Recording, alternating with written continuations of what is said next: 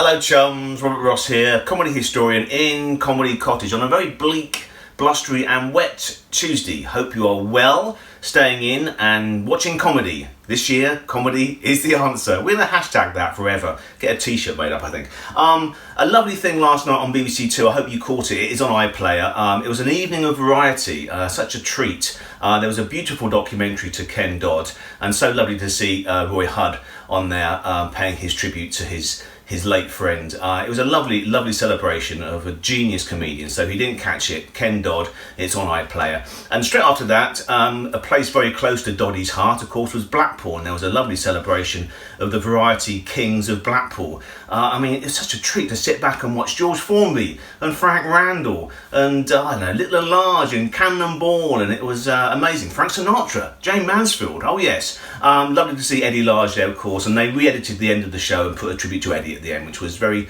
very sweet and brought a tear to my eye. I had a text from my mum afterwards. Oh yeah, she's good, my mum, she can text. And she says, I quote, "Really enjoyed the Blackpool show.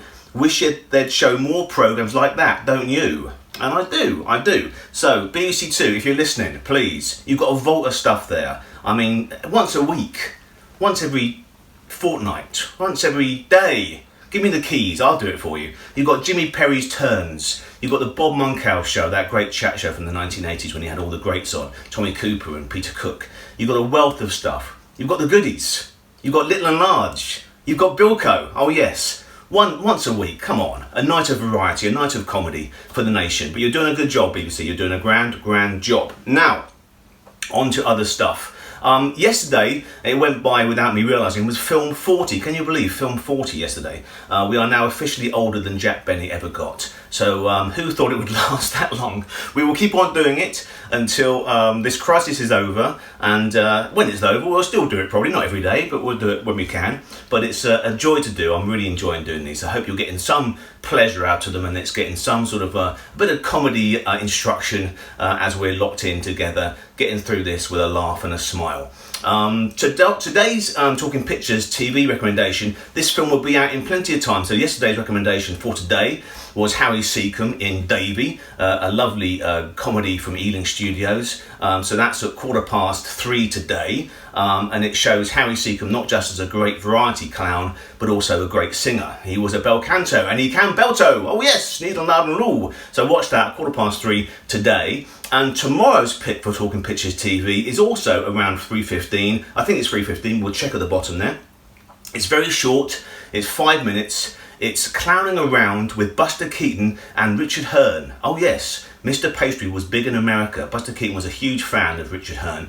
He did a few appearances on the Ed Sullivan Show over in the States, and Buster came over to do a pilot show, The Adventures of Mr. Pastry, with Richard Hearn. So Richard Hearn is one of those guys in my book and show, touring show, when we get back on the road, we will get back on the road, The Forgotten Heroes of Comedy. So check that out tomorrow, 3:15 I think, but check the details at the bottom on Talking Pictures TV.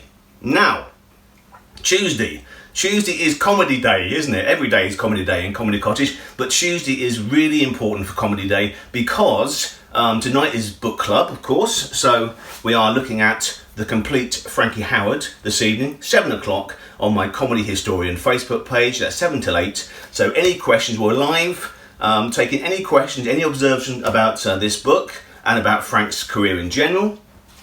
And then 8 o'clock is my good friend Toby Haydock's XSMalarky Comedy Club. You've got the details from the previous few weeks on Facebook.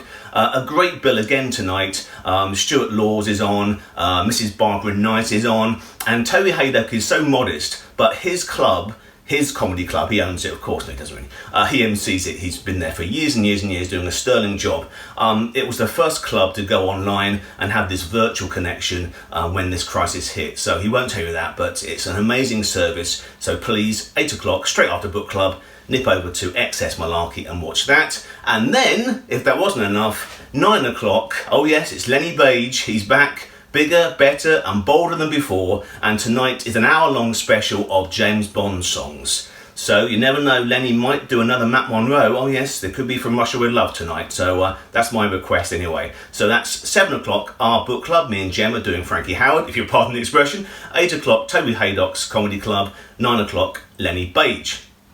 And of course, Tuesday is also the day where the gorgeous George Layton, releases his latest Layton on Lockdown column for The Telegraph. Now it's free to subscribe for a month. You can see it's a paywall there, but you can get it for free. So please check out Layton on Lockdown for the Daily Telegraph. I say it again, that was badly said. There's a lot to learn this, you know. Layton on Lockdown for the Daily Telegraph. And it's an absolute treat for me because the latest of our hashtag Comedy Chums is the wonderful, the legend that is Mr. George Layton. So George, take it away. Hi, Robert Ross, archivist for the film and television industry extraordinaire. I don't know how you do it. I've been watching your YouTube show. I think it's fantastic. How you do that every day, I don't know. This is my 5th attempt at sending you a message by a WhatsApp video. Oh, look, do you see what's behind there? Look, there's Tony Britton, the late Tony Britton. Diana Sheridan, Nigel, Simon in Don't Wait Up. Yeah. I sent an email to the BBC, to Shane Allen, suggesting that, that repeating that series at this time would bring so much comfort to those old people like myself. Well, bring comfort to me. I might get some repeat fees, but it wouldn't be a lot. But bring comfort to older people like the over 70s while they're locked down. I never got a reply, but not just the over 70s. I think it would appeal to 30s, 40s. Anyway, do your stuff. Maybe you can get a campaign, repeat 39 episodes of Don't Wait Up. It'd be good. I don't know if this is working. I don't know how you chat all the time like this. Oh, there, look, there. That was actually a disaster. See if I can get it. Doctor at the Top. Can you see it? There's Jeffrey Davis, wonderful actor. Robin Nedder, I lost him very young. And was it me? Oh, yes, myself. Of course, I wrote that, and Bill Oddie came along and helped me, and it was a total disaster. Doctor at the Top. Could have been good. What else can we talk about? Oh, yes. Well, the reason I've been delayed in sending you this message is because I've been doing this column for The Telegraph. It's only short, but it takes a long time to write. I've just delivered number 5. It'll be out tomorrow. Thanks for the mentions. What else? And hopefully we'll get my stories going, the fib and other stories, at the Cinema Museum sometime when this horrible, horrible nightmare is over. I was going to say, look at me, the silver fox. We talked about my hair on Twitter. Look at that. It's all there, but bloody different colour to Doctor in the House days. Look, I'll do this again and I'll be more prepared. I was just conscious that I've been dying to send you a message for ages. I think you do a wonderful job, Robert, and I'm a great admirer of yours, as you know. Bit of a garbled message, but, my wife is not there to call me downstairs because I know she's occupied. She's trying to organise a Zoom conference call or something. That's it. Talk soon. Take care. Keep up the good work. Bye. Love you, Robert.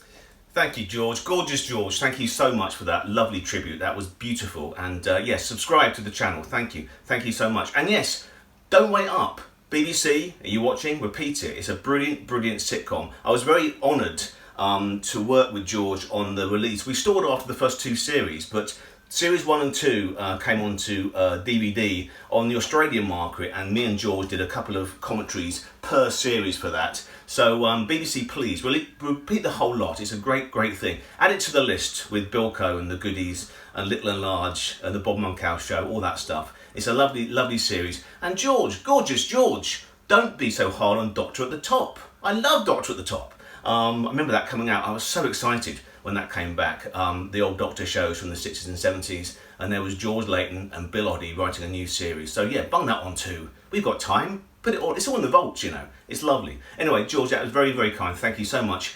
And please, as he said, please subscribe to the channel. If you haven't, it's there. Subscribe to the channel. We are doing this every day until we get out of this madness. So please keep smiling, keep happy. This year, again, comedy is the answer. So see you tonight for the Complete Frankie Howard Book Club, Facebook at 7 p.m. See you there. And if I don't, I'll see you tomorrow. Lots of love.